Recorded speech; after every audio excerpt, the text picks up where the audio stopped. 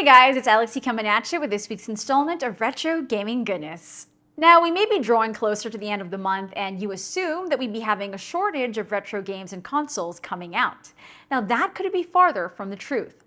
We're actually approaching Q4 of the year with even more great updates that we can handle, so if you're still in search of that brand new old school game or gaming console, then you're definitely come to the right place. 2 new games and 1 classic console that's making a modern comeback. All that just for you. But before that, make sure to like and subscribe so you'll always be up to date with the latest retro news. Click that bell icon so you'll know exactly when our news goes live. Let's go!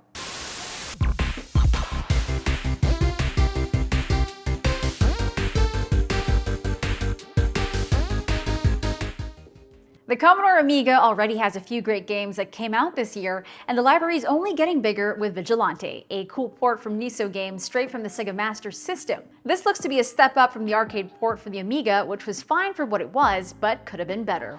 For those unfamiliar, Vigilante is a 1988 Japanese beat-em-up developed and published by IREM, which also had a release in Europe. Data East published it in North America, and the rest is history. If you remember IREM's Kung Fu Master, then Vigilante is sort of its spiritual successor, and while it isn't an actual sequel, you can tell they're cut from the same cloth. In terms of improvements, Neeso Games made sure that this version has an improved title screen, a semi-working HUD, all of the player animations added, improved graphics, new sounds, and a whole lot more. A playable demo is coming soon, and it's powered by Erock's Scorpion engine. So if Vigilante looks like your cup of action, pack tea, get hyped. A long time ago, back in the olden times of 1992, an alpha version of a certain game by the name of Electroman was originally released for the MS-DOS. The trio of Messrs. Janusz Pelk and Maciej Majewczyk got started on the project, but it never had the worldwide release it deserves. For those who got their hands on the alpha long ago, you're in luck. Our good friend Tukinem just dropped another big update for the Amiga version he's been working on. Now, there's definitely a lot to unpack when it comes to the steady improvements, but in a nutshell, we're getting improved control, a better math algorithm, improved sounds, shot collisions, and more directional controls. Of course, if we're bringing a game from 1992 into 2023, we should expect a few improvements, and Tukinem's got us covered. So if you've been waiting for this side-scrolling platforming game from the 90s to make its epic comeback, stay tuned for Electroman once a full release comes up. It's safe to say that everyone remembers, or at the very least remembers, the old school Atari console. Whether it's the classic Atari 2600 or Atari Jaguar, you've heard the name at least once in your life.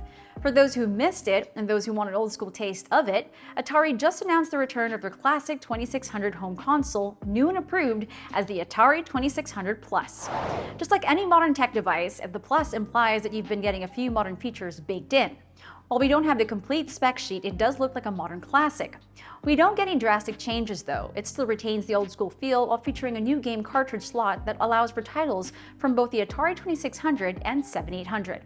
It also features HDMI output in widescreen format since no one uses the old school tube anymore. Hopefully we can get a full list of specs in the near future. As of now, the Atari 2600 Plus is available on their official website as a pre-order for $129.99 and comes with one of their new CX40 Plus joysticks and a 10-in-1 game cartridge. The cartridge features classics like Combat, Dodge'em, Haunted House, Maze Craze, Missile Command, Real Sports Volleyball, and more. Also, for some multiplayer action, you can also pick up another joystick for $24.99 US. Pre-orders are coming in by this November and are limited to the US for now, but who knows? If things go well, we might just get an Atari Renaissance worldwide. And there you have it, under the week of sweet retro gaming goodness. If you have suggestions for any news to cover, or if we missed anything, let us know down below. As always, don't forget to like the video so YouTube's algorithm shows us some love. Again, I'm Alexi, and I'll catch you all again next time.